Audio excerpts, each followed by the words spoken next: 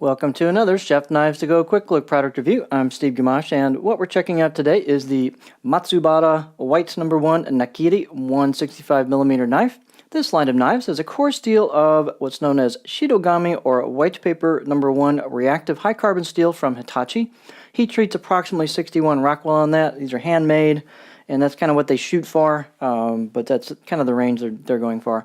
The construction is all reactive, so there's no stainless on this, so it's got a soft iron cladding on either side of that Shidogami No. 1 core steel, and the cladding does have a kurauchi or protective blacksmith finish on top of that. That's the black area. And then they do put lacquer over the entire blade as well for a little bit of extra protection. It's a food-safe lacquer. You can either leave that and let that wear normally as you just go through using the knife, or you could take it off with acetone right off the bat if you want to. It does extend typically and coat the edge a little bit, so the edge on this is not that sharp out of the box. You'll want to touch it up or have it sharpened by Chef Knives to Go, which they will charge for you, but not a bad idea to give you an idea of how sharp really is if you're not a sharpener, and that'll get that lacquer off the edge and clean it up. The other particulars on it, let's take a look at these. These are handmade, hand-hammered, so they will vary a little bit from knife to knife. This particular one is 136 grams or 4.8 ounces. So fairly light. The edge length is right about 165, and the overall length about 12.5 inches from the end of the blade to the handle. The spine thickness on this one is about coming out of the handle a little bit above the back of the blade. The chin back here is about 3.5 millimeter or 3.25 millimeters, but then we thin out pretty quickly off of that. And this one's a little unusual. It's kind of a continuous taper, and it gets pretty thin at the spine at the end of the blade. I'm not going to call that the tip because the tip's down here on a Nakiri. But so that means you do have a little bit of flex on this towards the front of the blade. But overall it's pretty stiff, but a little more flex than some Nakiri knives. So that's interesting. That might give you a little better performance through using the tip to go through products and stuff because it's not as thick up here. Which again is a little different style than a lot of Nakiri knives. A lot of them hold much more thickness throughout the spine. The height on this one is at the back of the knife, it's about 50.1 millimeters, and on the middle it's about 49.6, so it's pretty close to the same height. Doesn't have a lot of slope to it. The handle type is just a basic D-shaped, right-hand oriented hoe wood handle with the buffalo horn ferrule. A little bit of a jump between the ferrule and the hoe wood here. You could sand that down quite easily if you felt like it. It's not objectionable, but you could do that if you wanted to. Circumference is about 73 millimeters or 2.9 inches, where the ferrule meets the hoe wood here in the middle part of the handle or the front part. And the install, I've got a lot of glue on this particular one. We'll take a close-up look at it, but it looks like a pretty tight install in terms of no gaps or anything on there. They've got a little extra glue there. You could clean that up if you wanted on this one. But you want something usually around the handle to seal that up so you don't get moisture in there.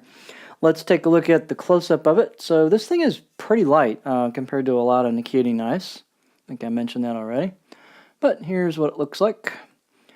This one's got a little bit of a grind. Somebody went up here a little high on their grind on this one and kind of pushed it up a little bit, but you can kind of see the grind on it. There's a little bit of lacquer. This grind has kind of a faceted effect to it, a little bit like Moritaka. I should say Moritaka.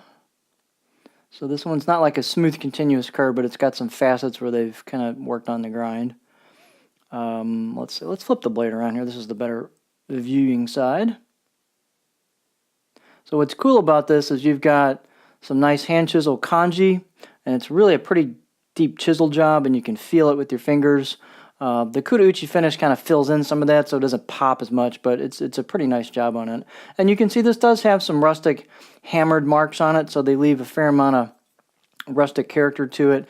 So they've got kind of some random hammering on both sides, so you definitely absolutely know this is a handmade knife. There's nothing machined about it. And so they have some interesting texture on these. So, you know, they a little bit more rustic. But I wouldn't say sloppy. So your spine is relieved a little bit on the corners, and the choil's nicely done. So these are really comfortable right out of the box. They've done some work to that.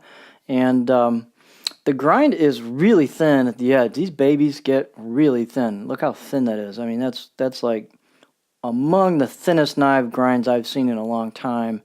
in terms of it's thin way up here, and then it just keeps getting thin. That's really, it's hard to show on the video here, but that baby is just stinking thin at the edge. See how it kind of almost, I mean, even when I'm looking at it, it almost disappears. Again, I haven't seen a knife in a long time that thin at the edge, which means it should fly through stuff pretty easily. These are also really flat, like almost dead flat, so we'll take a look at it on our cutting board here.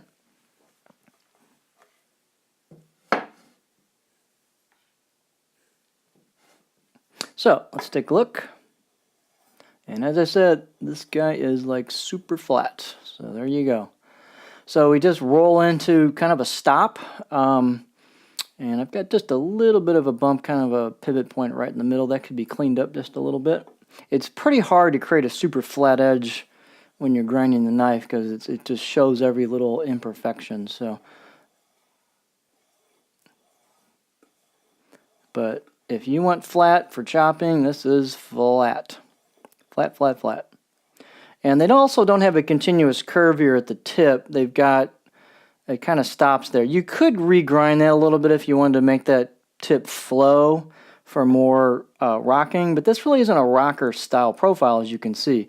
It doesn't just flow into a stop. It's just like boom. So if you want to chop, chop, chop, and that's what you're into, this is your blade. They might not all be this flat, but I generally, if they're designing them this flat, that's probably their style, typically. So there you go. So if you're looking for a lightweight, really easy to sharpen Nakiri that has a really thin behind the edge and is really flat for chopping, almost cleaver style flat, might be one to check out. So this is the Matsubara Shirogami or white number 1 Nakiri 165mm knife.